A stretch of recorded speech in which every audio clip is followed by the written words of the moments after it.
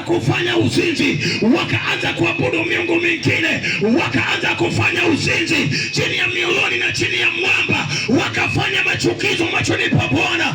Bwana akiwa juu mbinguni akakasirika na akasikia kughadhabika.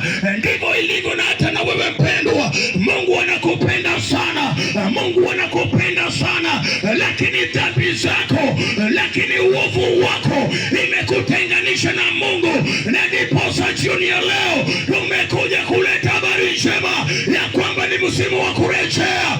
Ukarejea kwa Yesu Kristo.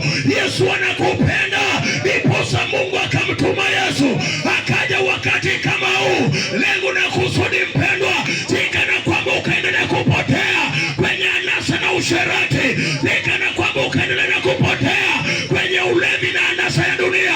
Yesu akaja mpendwa, ili tukaweze kurejeshwa, ili tukaweze kurejeshwa. Hata mimi nilipotea mpendwa, nikafanya nasa ya dunia, lakini Yesu akanipata, akanirejesha kwenye zizi. Ndiposa nasi tumekuja. Njoo kwa Yesu, anakupenda. Bwana Yesu asifiwe. Njoo kwa Yesu, anakupenda. Uzinzi unaofanya, Bwana akiwa mbinguni anatazama. Usherati unaofanya, Bwana akiwa mbinguni anatazama.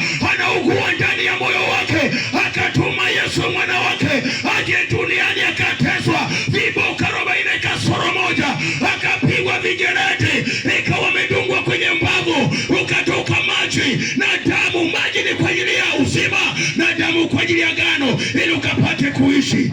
Bwana Yesu asifiwe sana. Amen.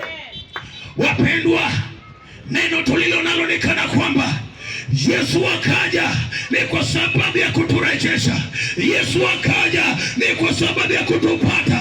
Sisi ni watu wa Mungu, asili yetu ni wa Mungu. Akasema tuumbe mwanadamu kwa mifano yetu, na alipopendezwa na sisi, lakini tukapotoka. Sijui ni wapi ulipopotoka, lakini tunaleta sauti mara tena ya kwamba Yesu anaitana. Njoo kwa Yesu, anakupenda.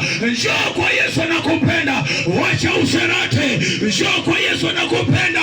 Wacha uizi wewe. Njoo kwa Yesu, anakupenda. Wacha uchawi wewe. Njoo kwa Yesu, anakupenda. Hiyo sababu ya